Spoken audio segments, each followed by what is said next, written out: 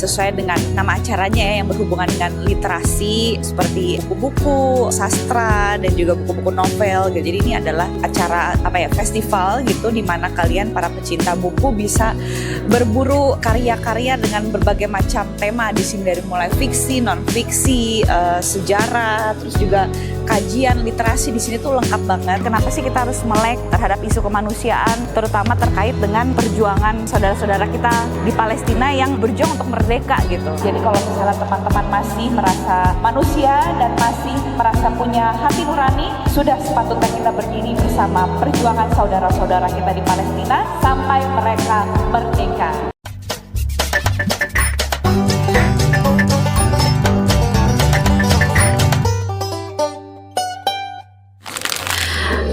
Assalamualaikum warahmatullahi wabarakatuh teman-teman semua. Ketemu lagi di vlog Bella Fauzi. Hari ini aku lagi ada di Taman Ismail Marzuki, tepatnya di acara JILF atau Jakarta International Literary Festival. Jadi hari ini sesuai dengan nama acaranya ya, yang berhubungan dengan literasi seperti buku-buku sastra dan juga buku-buku novel gitu. Jadi ini adalah acara festival gitu, di mana kalian para pecinta buku bisa berburu karya-karya dengan berbagai macam tema di sini, dari mulai fiksi, non fiksi, sejarah, terus juga kajian literasi di sini tuh lengkap banget. Dan ini tuh di gedung barunya mereka di kawasan Tim Taman Ismail Marzuki, itu ada gedung namanya Usman Effendi, masih di dalam kawasan Tim juga. Jadi JLF itu digelar di sini. Nah, nanti di bagian belakang gedung itu ada satu ruangan khusus di mana nanti aku dipercaya oleh, alhamdulillah ya, dipercaya sama Mizan Group untuk menjadi moderator membahas bukunya Bapak Gunawan Muhammad, Wajah di Palestina. Jadi nanti aku akan memandu talk show di mana Pak Gunawan Muhammad seperti akan menjadi salah satu pembicaranya, dan kita akan membahas buku beliau yang berjudul Wajah di Palestina gitu. Makanya hari ini berbau Palestina juga ya, aku menggunakan outer dari Cikigo. Dan kita lihat nanti akan seperti apa alur acaranya. Doakan lancar dan semoga aja dari diskusi ini akan banyak diskusi dan pemikiran-pemikiran yang baru yang bisa kita share bersama, yang pastinya juga berguna gitu ya, untuk saling mencerdaskan, saling berbagi, saling sharing, dan saling menguatkan lagi kenapa kita sebagai bangsa Indonesia harus berdiri bersama perjuangan Palestina gitu. Nah, ini nanti bukunya Gunawan Muhammad, Wajah di Palestina. Waktu itu aku juga udah pernah pas mereka launching buku juga kebetulan aku berperan sebagai MC, dan hari ini kita akan membahas buku ini kembali, di mana aku akan berperan sebagai moderator di talk show nanti gitu. Oke, kalau gitu aku siap-siap dulu ya guys. Ikutin terus vlog aku hari ini. Hope you like it. Ini dia nanti acaranya di sini.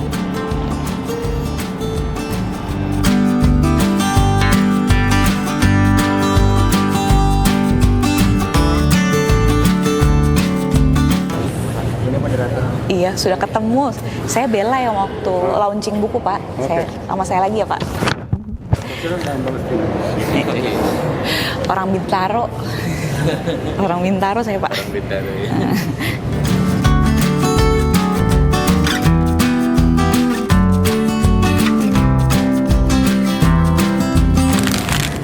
Assalamualaikum warahmatullahi wabarakatuh. Selamat pagi teman-teman semua, apa kabar? Ini kalau boleh tahu nih, dari mana aja ya hari ini yang datang? Tadi saya sempat ngobrol-ngobrol sama dua adik-adik yang pernah seumuran sama saya di depan. Ternyata dari SMAN 42 Halim di Jakarta Timur ya. Oke, boleh tepuk tangan dulu dong untuk adik-adik kita dari SMA Negeri 42 Halim Jakarta Timur. Dari Bandung, Akang siapa namanya? Faiz. Akang Faiz, selamat datang Kang Faiz di gedung Usman Effendi, betul ya? Tadi saya juga sempat nyasar teman-teman pas ke gedung ini, karena biasanya kalau ke tim itu bukan di gedung ini acaranya. Jadi ini saya juga baru diinfokan gedung baru ya Bu ya. Semoga aja ke depannya nanti akan banyak acara-acara bagus yang inspiratif yang akan digelar di gedung ini. Kalau SMA tuh Gen Z ya, Gen Z. Jadi gimana caranya supaya kita bisa membahas isu Palestina ini kena ke Gen Z dengan bahasa yang light, Dan nanti semoga aja kalian balik dari sini kalian bisa mendapatkan sesuatu gitu. Yang pastinya selamat siang dan selamat datang dalam diskusi buku Wajah di Palestina, Wajah di Luar Ketopong, Identitas Agama dan Etnis, Wajah yang Sedang Dirusak. Selamat datang di Taman Ismail Marzuki di Gedung Usman Effendi, Jakarta. Tepuk tangan dulu untuk kita semua. Bersama Bapak Gunawan Muhammad dan Bapak Hikmat Darmawan, kita akan menelusuri bagaimana tulisan bisa menjadi bentuk perlawanan yang lembut dan bagaimana estetika itu bisa memulihkan wajah-wajah yang hilang dari pandangan kita. Dan nanti akan dipandu oleh saya, Bella Fauzi, selaku moderator pada hari ini. Bukunya, covernya ada di sebelah saya, yang ditulis oleh Bapak Gunawan Muhammad, judulnya Wajah di Palestina. Kalau teman-teman penasaran, bukunya juga ada dijual di gedung sebelah ya. Nah, mungkin saya akan mulai dari Pak Gunawan Muhammad terlebih dahulu.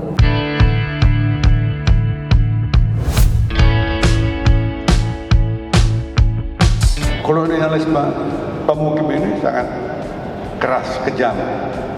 Sekarang Anda lihat di YouTube banyak sekali kaum pemukim, settlers yang datang ke Palestina. Mereka datang dari Amerika dan sebagainya, mengusiri orang-orang Palestina yang tinggal di sana, merusak rumah mereka, mengganggu panen mereka, dan membunuh mereka, termasuk mengusir orang-orang Kristen. Jadi kalau digambarkan bahwa Palestina dan Israel adalah masalah agama, salah. Karena tidak ada permusuhan antara orang Islam dengan orang Yahudi dan orang Kristen. Di Palestina itu sebelum kaum Zionis masuk, itu sudah ada orang Yahudi Palestina. Mereka menganggap dirinya Arab Palestina, Kristen, Arab Kristen Palestina. Sekarang mulai terungkap bagaimana itu semua terjadi, bahwa Kongres Amerika hampir sepenuhnya dikuasai oleh pro-Israel karena uang. Media juga, bahkan BBC, dianggap tidak bersimpati pada orang-orang Palestina. Pak Hikmat, ya Pak Hikmat nih, sebagai pengamat budaya dan juga media ya Pak, bagaimana Anda kesannya pertama kali saat membaca bukunya Pak GM? Apa yang menarik perhatian Anda dari gaya menulisnya, temanya, dan cara Pak GM memportrait wajah di Palestina? Serta apakah menurut Anda buku seperti Wajah di Palestina ini berbicara dengan cara yang berbeda dari berita atau film tentang Palestina yang selama ini sering kita lihat? Jadi Palestina buat Mas Gun itu tumbuh di dalam tulisannya, kelihatan di dalam buku ini secara otentik disaksikan gitu, walaupun ada yang dari dekat, ada dari jauh. Saya konfirmasi tadi, Mas Gun bilang Menahem Begin, Mas Gun wawancara langsung ya, jadi sempat bercakap langsung dengan Menahem Begin.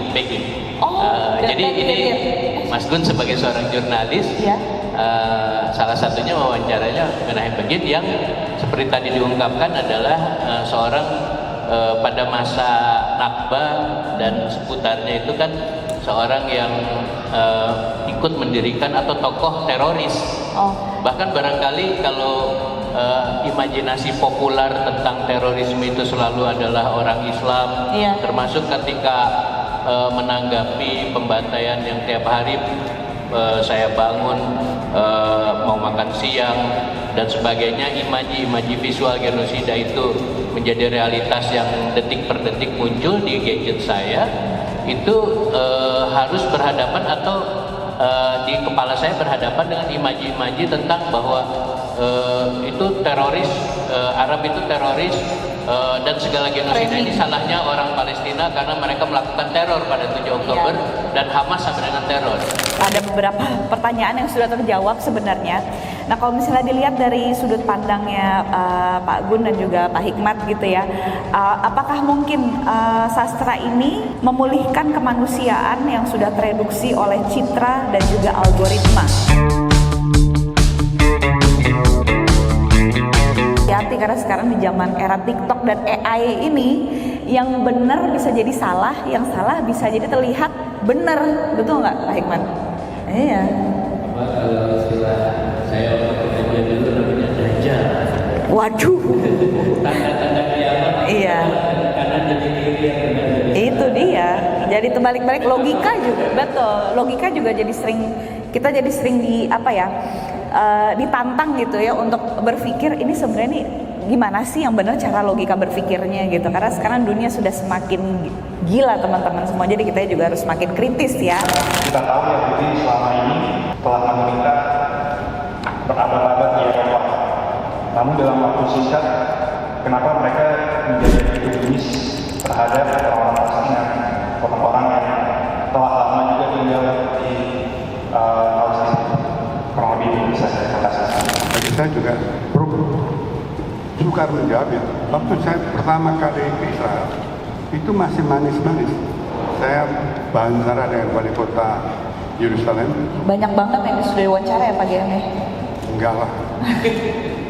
Belum ada kekuatan kanan, ekstrem kanan yang sekarang. Mungkin karena keadaan ekonomi atau entah apa, sehingga kaum ekstrem gimana? Ben Gvir. Netanyahu juga Pak, sama juga, gila juga. Nah, bagaimana itu bisa terjadi? Saya nggak tahu. Saya kan bukan ahli masyarakat Israel. Pasti ada perubahan besar. Waktu saya ke sana pertama kali itu ke Yerusalem, ke Al-Aqsa sebenarnya, itu masih menarik.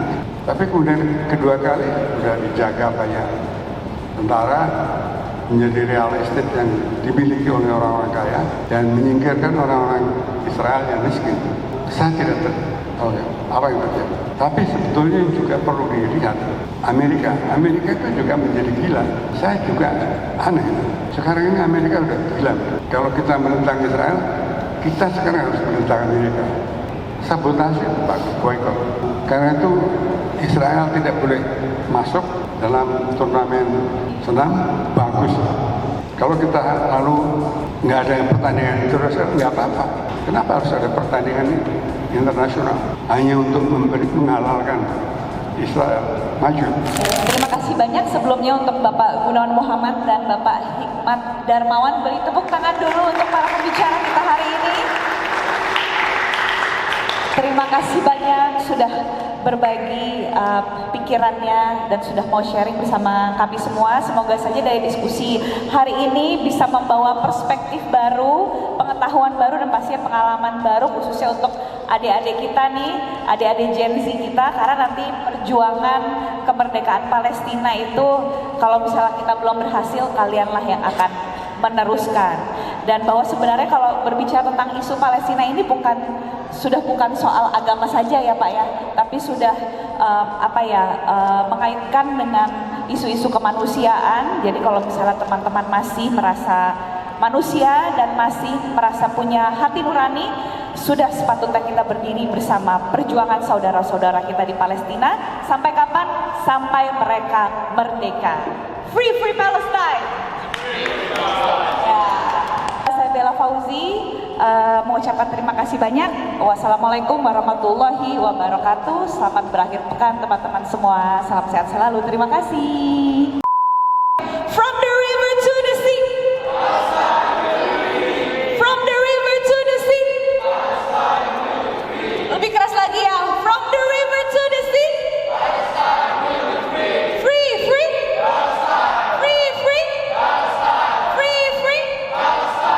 Terima kasih banyak. Wassalamualaikum warahmatullahi wabarakatuh.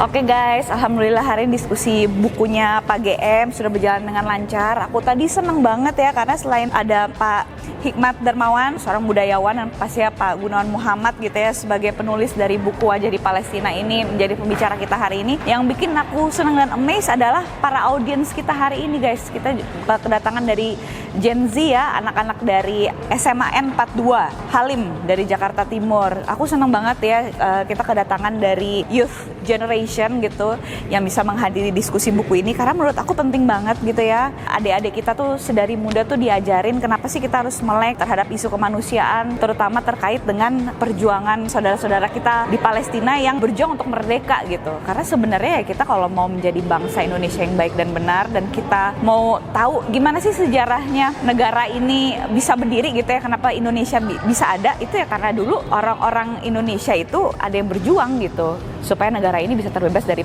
penjajahan gitu kan. Makanya kan ada yang namanya pahlawan nasional. Ya pahlawan nasional menurut saya adalah pahlawan yang benar-benar berjuang ya untuk membebaskan negara ini dari penjajahan dalam bentuk apapun menurut aku gitu. Dan kita punya juga sebenarnya sosok pahlawan itu yang dulu sebenarnya di mata penjajah pahlawan-pahlawan itu juga dilabeli dengan ekstremis lah, teroris lah, pemberontak lah. Padahal sebenarnya mereka yang dilabelin pemberontak itu ya hanyalah orang-orang yang memperjuangkan hak asasi mereka sebagai seorang manusia, di mana mereka juga berhak untuk hidup merdeka, ya nggak sih? Jadi sebenarnya apa yang terjadi di Palestina itu adalah ya apa yang terjadi di Indonesia dulu sebelum kita merdeka gitu. Dan ya yang dicap para pemberontak, teroris dan segala macam itu sebenarnya ya adalah para pejuang kemerdekaan gitu untuk negara mereka supaya bisa merdeka juga seperti negara kita dulu gitu waktu kita dijajah. Kita kan dulu pernah dijajah sama Belanda, pernah dijajah sama Jepang ya kan. Ya apakah kalau kita dijajah kita diam aja kan? Enggak gitu. Jadi sebenarnya pemikiran-pemikiran seperti itu dan diskusi buku seperti ini tuh harus sering banget diadain ya, dan kalau bisa kita bisa nge-reach lebih banyak generasi muda juga supaya mereka sedari dini gitu diajarkan untuk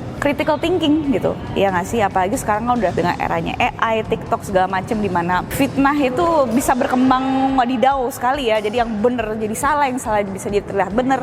Jadi penting banget dari kita sedari dini untuk melatih yang namanya critical thinking dengan cara apa? Dengan caranya memberikan narasi-narasi dari info sumber-sumber yang benar gitu, yang bisa dipercaya gitu. Dan itu memang harus diberdayakan atau dibiasakan dari acara-acara diskusi buku seperti ini gitu guys. Pokoknya ya alhamdulillah tadi berjalan cukup lancar sih, dan semoga adik-adik kita dapat sesuatu ya dari diskusi buku ini. Terima kasih banyak JLF sudah mengadakan acara ini dan sudah melibatkan aku sebagai salah satu moderatornya. Semoga bermanfaat dan terus bersuara untuk Palestina. Free Palestine.